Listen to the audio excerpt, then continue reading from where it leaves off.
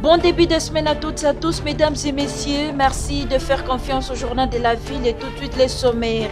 Grève des chauffeurs à Kinshasa. Plusieurs citoyens ont fait les pieds ce lundi 5 juin suite à leur décision. Les chauffeurs disent non aux tracasseries dont ils sont victimes.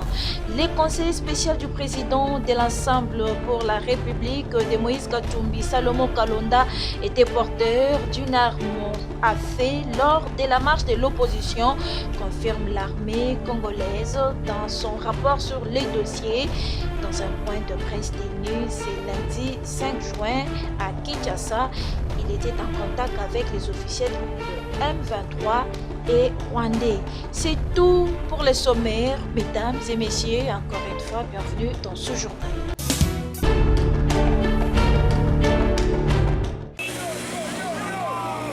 La ville-province de Kinshasa paralysée ce lundi 5 juin 2023 dans le secteur des transports en commun. Les chauffeurs de taxi et taxibus sont en colère. Ils disent non aux tracasseries des différents services de transport et de la police dont ils sont victimes. À Tiango, précisément à Ndjili, sur le boulevard Lumumba, l'on pouvait voir des pneus brûlés sur la route. Même les conducteurs de taxi-moto sont interdits de circuler. Situation similaire, mais un peu calme, dans la commune de Kassavubu, précisément sur l'avenue Assosa et au rond-point des Huileries. Pas de taxi ni taxibus, seuls les véhicules personnels, les bus Transco et les motos pouvaient circuler. Ne sachant plus à quel sens se vouer, ces conducteurs ont préféré emprunter une autre voie, celle de la grève. Pour les grévistes, les autorités concernées sont dans l'obligation de régulariser ces secteurs.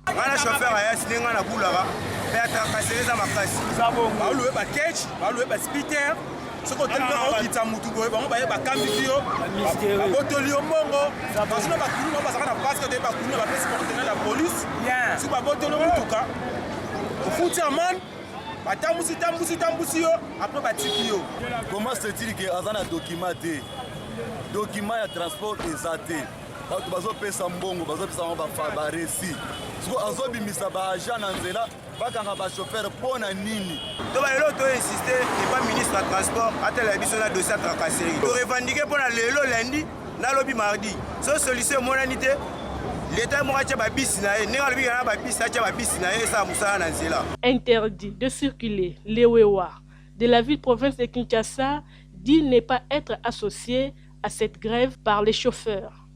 Bon, normalement, bango, ba société qui sont ba ko gréver. Toyo koyo kaka kasi, toyo ki kaka no. Lundi est la grève. To bibi quand j'ai tombé na mi to get circuler. Aussi là to bimaki. Mais ceux qui non passer qui tout ça qui sensibilisation, be information les cas qui que non ba présent na biso que non, biso to bimate biso nyonso. On a ingeza normal mais comme to bimi déjà. To yena nzela to kuta l'événement. Autrement, ça les aide.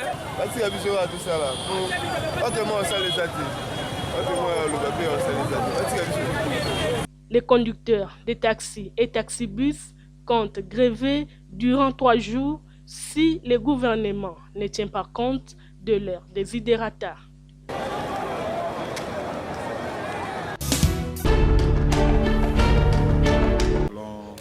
Trouble dans l'est de la République démocratique du Congo, où les RDF M23 affichent le comportement va-t-en-guerre dénoncé par les forces armées de la République.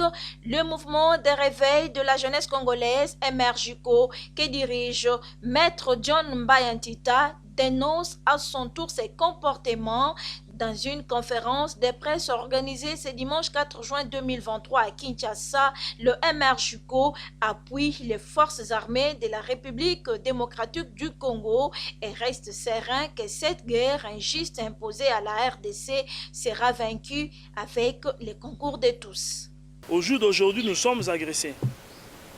Il ne revient pas seulement aux forces armées de la République, ni non plus seulement aux forces de sécurité, mais il revient à tout Congolais, d'abord de père et de mère, ensuite naturalisé Congolais, de se mettre debout ou faire obstacle à l'agression. Nous, au sein du MRJCO, avons lancé l'opération Sauvons le Congo.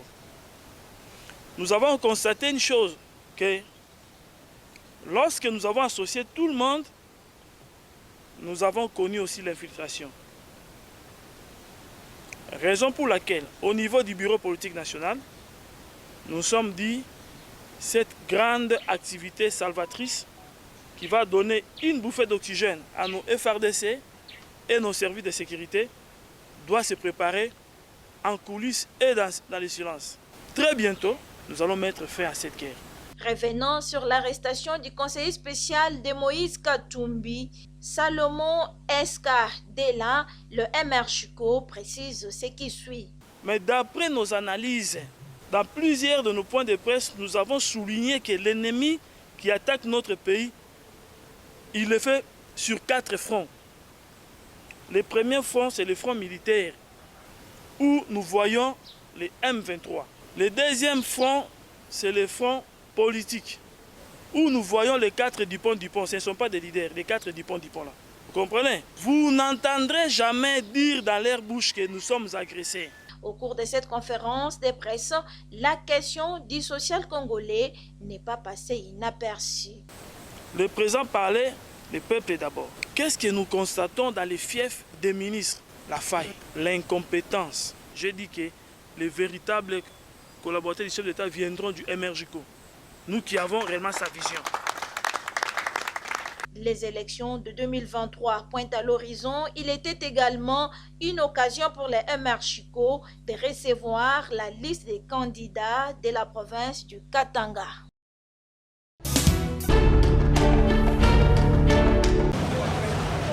Au quartier CPA Mouchi, dans la commune de Mongafula, l'insécurité bat son plein. Ici, le phénomène Kuluna a pris de l'ampleur. Mais comment mettre fin à cette situation? Les notables, chefs coutumiers, chefs du quartier, chefs de brigade d'assainissement et hygiène, tous étaient face à leur autorité municipale ce samedi 3 juin 2023 avec leurs problèmes. Objectif, trouver solution. Parmi les préoccupations des habitants du quartier CPA Mouchi, la sécurité, le renforcement des éléments de la police, c'est le major qui est là. Le renforcement de l'autorité de l'État qui fait défaut. Et ensuite, le point sur l'assainissement. Très attentif aux préoccupations de la population, le bourgmestre de la commune de Mongafula, Séverin Lumbu Malamba, appelle la population du quartier CPA Mouchi à s'unir et d'être ensemble afin de faire face à cette insécurité. Il fallait quand même parler de la matérialisation de la vision du chef de l'État, car beaucoup de gens ignorent et attendent tout de l'État. Et pourtant, si nous nous mettons ensemble, nous pouvons nous approprier de cette philosophie et poser des actes qui peuvent aller dans le sens du développement de notre entité territoriale.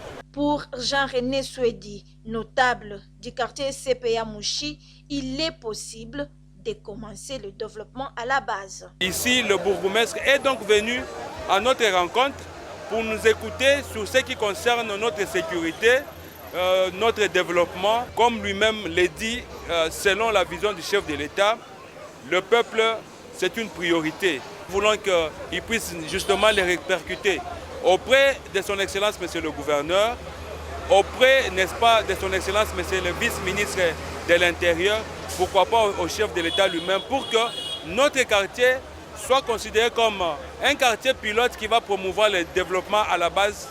Tout ce que souhaite la population du quartier CPA Mouchi, commune de Mongafula, c'est de vivre en toute tranquillité.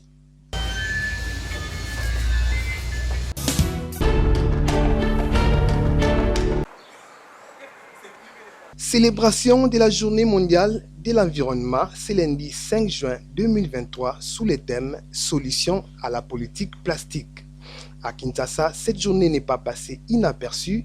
Un vernissage de l'exposition dénommée « Ensemble contre la pollution plastique » a été organisé devant la pépinière Mbila ya Mboka Congo sur l'avenue Pumbu à Gombe par l'artiste Jean-Alain Massela. Zouzinanzou, sculpteur écologiste en partenariat avec les Amis de la Nature et du Jardin et SOS Kinshasa en présence du commissaire général en charge de l'environnement de la ville de Kinshasa et plusieurs personnalités, sans oublier des élèves. Les bouteilles en plastique recyclées, c'est la seule matière principale que l'artiste sculpteur Jean-Alain Massela a utilisée afin de produire toutes ses œuvres dévoilées par le numéro 1 de l'environnement de la ville de Kinshasa.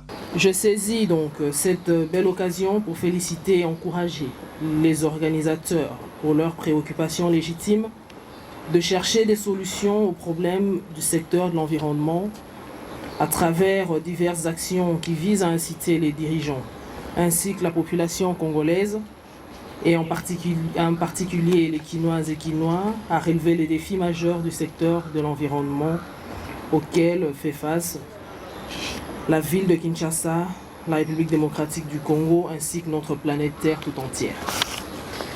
Il est important de signaler que la démarche poursuivie ce jour par cette exposition corrobore avec la vision que nous prônons, à savoir Kinshasa Bopeto, une affaire de tous, initiée par son excellent Gentini Ngobilambaka, gouverneur de la ville de Kinshasa. Prenant la parole à son tour, Jean-Alain Massela, sculpteur, sensibilise les jeunes de ramasser toutes les bouteilles en plastique afin de sauver l'environnement. Pour ce que j'essaie de faire, parce que je ne suis qu'au début, c'est rien d'autre que du recyclage.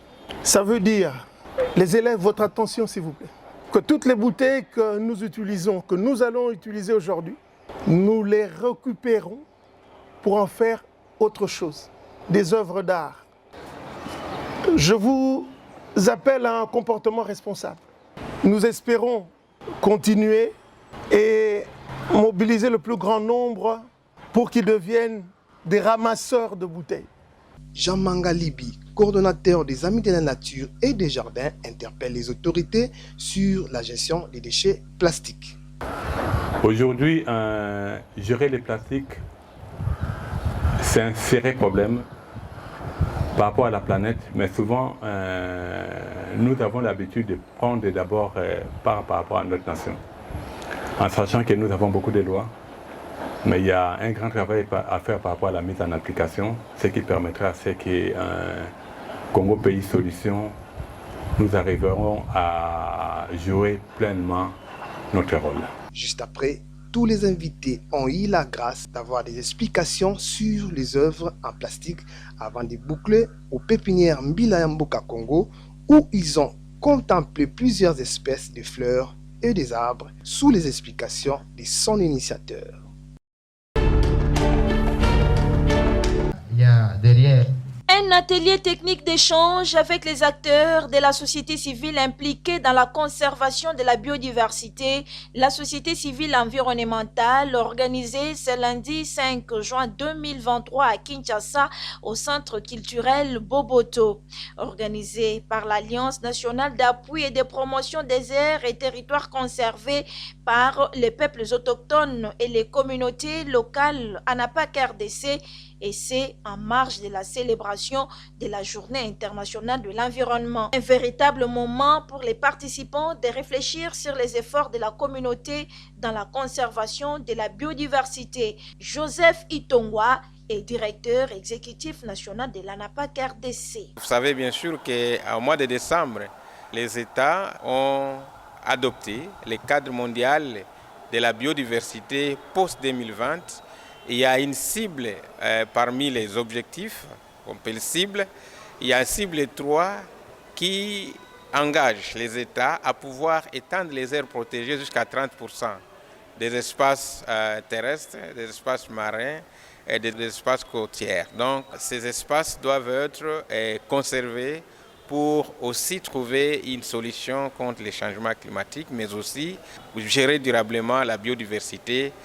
Et ça, ce ne sera pas l'affaire seulement des États ou des aires protégées que nous avons connues. Mais il y a aussi d'autres mesures efficaces de la conservation qui ne sont pas forcément les aires protégées, les parcs nationaux. Au cours de cet atelier, il était également pour les participants de se pencher sur la note de position produite par le COSPAP relative à la proposition de modification de la loi numéro 14 2020-003 relative à la conservation de la nature en gestion à l'Assemblée nationale. Nous avons apprécié l'initiative de député qui a proposé cette révision. Mais nous, au niveau du cadre de concertation des organisations de peuples autochtones, la société civile sur la biodiversité, nous avons estimé que réviser la loi par rapport à l'aspect des conflits hommes-faune ne suffit pas. Il faut vraiment profiter pour essayer de poser d'autres problématiques, notamment de la reconnaissance et de la conservation communautaire. Les aires protégées doivent impulser le développement en République démocratique du Congo. Lorsqu'on menait des enquêtes autour de... Viva, viva, elongo na mboso, tokokende liboso, tokozonga simate. Déterminée à réaliser une large représentativité des femmes au scrutin électoral de décembre 2023, la Ligue des femmes de la Convention pour la République et la démocratie CRD, conduite par la coordonnatrice Monique Mbombo, multiplie des réunions stratégiques avec les potentielles candidates de ces partis au siège de la CRD situé à Kasavubu. Le vendredi 2 juin 2023, ces femmes étaient honorées de la présence de 2 gestionnaires du parti, à l'instar de l'honorable président André Mavungu et du secrétaire général Donatien Batouniemine, qui, à tour de rôle, ont éclairci les potentielles candidates sur les questions liées au quota des femmes et les ont également rassurées que le parti CRD cher à l'honorable président de l'Assemblée nationale Christophe Mbosso soutiendra toutes les femmes durant la période électorale. Mais c'est déjà encourageant par rapport aux années passées pour le parti. Donc par rapport aux années antérieures, c'est encourageant. C'est une bonne chose. Nous tiendrons compte de la donne femme quand nous allons aligner nos candidats. Édifiée et rassurée, la capitaine de l'équipe Monique Mbombo lance ses messages forts à toutes les femmes congolaises. Nous avons préféré avoir les éclaircissements là-dessus, puisque beaucoup de femmes étaient restées sans pouvoir se présenter, puisqu'ils n'avaient pas bien compris les critères. Les critères, puisque tout le monde se disait qu'il faudrait que je sois licencié ou gradué.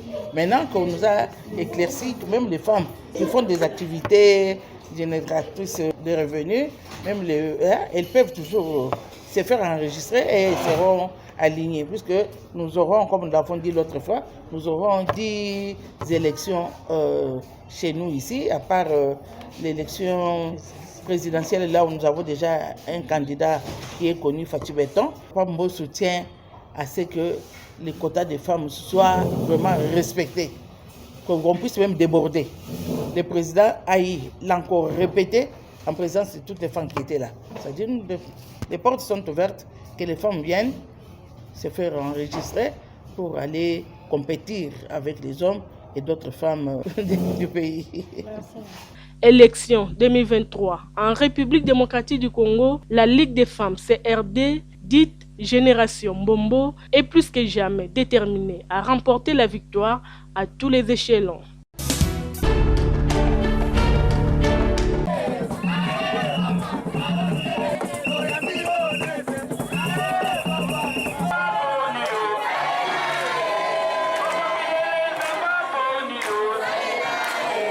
Mobilisés comme un seul homme, les habitants de la commune de Massina ont réservé un accueil digne de son nom au cadre du parti politique Autre Vision du Congo AVC, parti cher à Maître Didier Boudimbu, à l'instar de l'ingénieur Marley Mbumba. La réponse du peuple et de l'interfédéral adjoint Fidèle Mouzembe.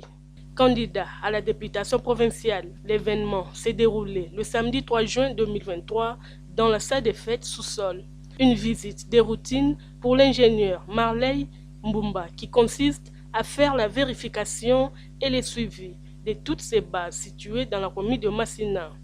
Satisfait de l'organisation et de l'accueil de la population de cette municipalité, de l'interfédéral adjoint Fidèle Mouzembe, surnommé Soso Yamboka, a encouragé les militantes et militants de l'AVC à améliorer le travail pour une victoire aux prochaines élections.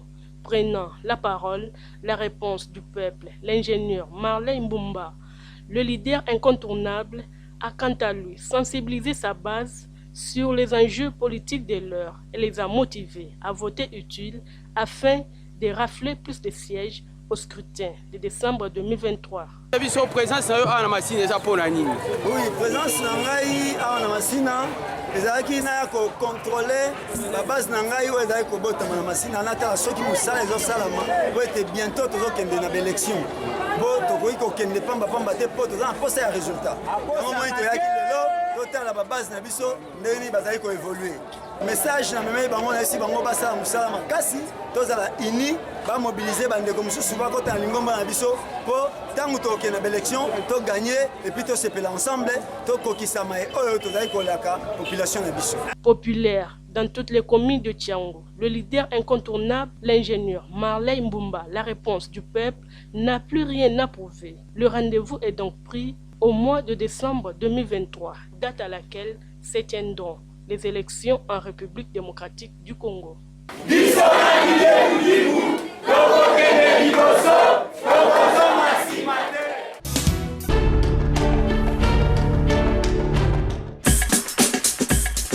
Nous sommes arrivés à la fin de ce journal de la ville, mesdames et messieurs. Merci de l'avoir suivi. Le prochain rendez-vous est fixé pour ce mardi. Et d'ici là, portez-vous bien.